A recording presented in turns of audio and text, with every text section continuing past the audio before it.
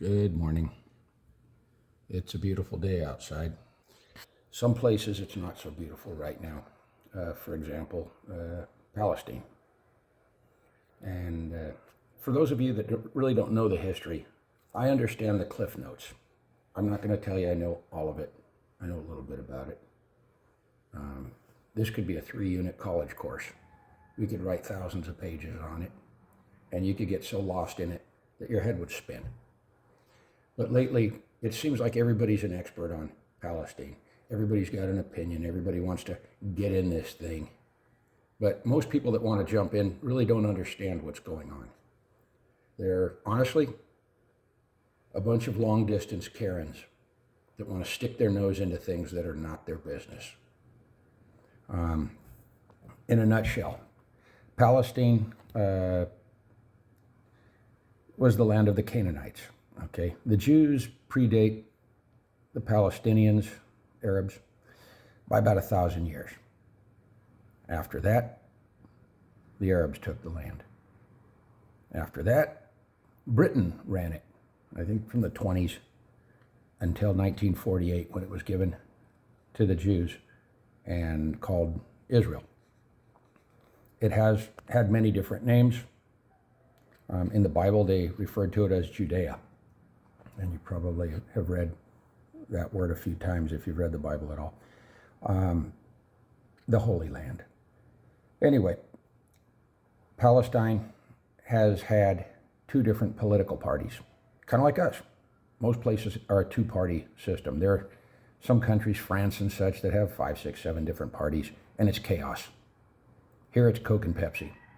There it is too. And the 2 parties were Fatah and Hamas. And they were both Islamic nationalist parties, to be sure. But they had a few differences. Fatah was more secular. Fatah believed more in negotiation and peace and actually allowing Israel a right to exist in a 2-party solution, a 2-state solution, I'm sorry. And they were on their way to working it out. Well, people get frustrated.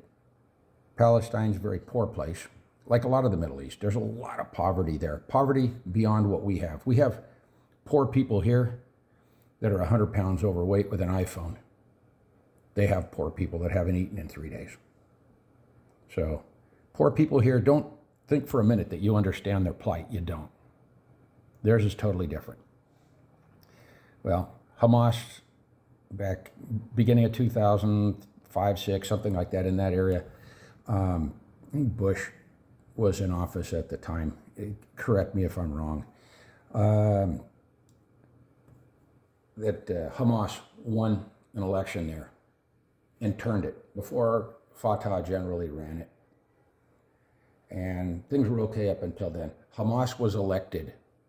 This is the big point. Hamas was elected by the people. Not in a majority, in what's called a plurality. A plurality just means more people wanted this than wanted that. Didn't mean there was like 80 to 20 or 51 to 49. There's mid 40s to low 40s or something like this, just eked out a win. At that point, it became ruled by Hamas, who represented themselves to be a political party, not a terrorist organization. And things started going bad. But remember, they elected it. This was the will of the people. And we have to respect that. When another country, when any country wants something, when the people speak out, if you believe in democracy, unlike what's going on here, which is a total sham, if you believe in democracy at all, the people have a right to elect their leaders. They elected Hamas. And there's been a lot of violence back and forth. It's been an absolute mess. Well, they worked it out. And then Hamas started killing Fatah party people. Okay? And the people from, people getting killed fled to the West Bank. These guys took over Gaza. It just became a mess. After that, the country became more radicalized. And it seems like the more poverty you get, and or the more ignorance you get, the greater the tendency towards violence. You see, people, when they have a full belly, they're fat and happy, they're lazy. This is true. When people are hungry, they tend to be more violent. And that's in nature. Look at any animal in the wild. When they get hungry, they kill something. This is how it works. Some people think the solution is to throw meat to them. Others would say, let them work it out. I'm more of that mindset. That's their country. It's not my country. Anyway, they attacked Israel. Okay, 6th of October, everything was fine. Sun is shining, nice, beautiful fall day. Everything's cool. Hamas attacked Israel. Raped women, put babies in microwaves, did horrible things, dropped down in parachutes, and started machine gunning down people. People don't want to talk about that. Instead, they want to talk about how Israel is fighting back. And all you experts out there want to tell Israel how they're allowed to fight back. Let me tell you something. When you're attacked, you fight back as viciously as you need to, as you think you need to. And out come all these armchair quarterbacks, all these geopolitical Karens. I want a ceasefire. Free Palestine. Yeah. And then you want to show me sad pictures of little kids in beat up places. Yeah, it's heart-wrenching. But this is their house they tore down. Israel was minding its own business when these guys kicked it off. And it wasn't a group of ragtag people that started it and then Israel bombed them. Not at all. It was basically state actors. Hamas is an extension of Palestine. They were elected. They are a political party. This is country-to-country war. Okay? You can call them terrorists. I do. But these were state actors. They did this. So whatever comes from this, they get to own. And now what do we got? A bunch of wannabe activists in this country that want to jump in and talk about free Palestine, college kids. You guys are ignorant as hell. I get the emotional component. You see poverty and you're all about, I just want to help people. I don't want to see this suffering. Stop it now. You guys are dumb. This all started when they attacked Israel. There was a ceasefire in place up until October 6th.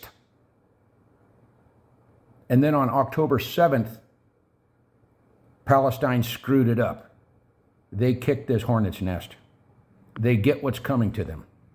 They own it. Okay, if you guys want to bitch about all these atrocities, go back to the root. Go back to the Palestinians. Go back to Hamas and say, you guys did it, not Israel. Israel has been very restrained, honestly. And again, until you've been in a fight to save your life, don't lecture on how you're supposed to fight back. You're ignorant. You don't get it. If anybody ever kicks in your front door and rapes your wife, kills your kids, you don't want to hear some Karen telling you how you need to stop it, stop it, stop it, don't fight back. You don't want to hear that. You need to become the most vicious, brutal, horrible thing on earth in order to defend what is good, what is right, what is just. Or you're no man at all. So before you want to chime in and show me all your Palestinian crap, before you want to do your stupid little chants and your stupid little protests, hear me out. Palestine started this whole mess. Palestine owns this whole mess. There's one way to stop this right now. Palestine, back off. Apologize. Give back these hostages that you're still holding. Make this right. And leave them alone. That's how this stops. Just like anything else. You don't stop putting out the fire till you snuff out the fire. You don't leave a few embers to make it fair. That's stupid. And to all you that don't get it, I'm sorry you don't get it. As for me and my house, come in here and do that. It doesn't end until nobody's breathing. This is how it works. If you ever want peace, you have to be so brutally strong and brutally fierce that your enemy would not even think about attacking you because they know the consequences would be the worst thing imaginable. Anything short, you're a victim. Anyway, that's 10 minutes. I'm sorry I wasted so much of your time. Back to pretty pictures now, where everything's right with the world until you come and threaten it. Then it becomes the worst thing you could ever think of. Thank you. I love you.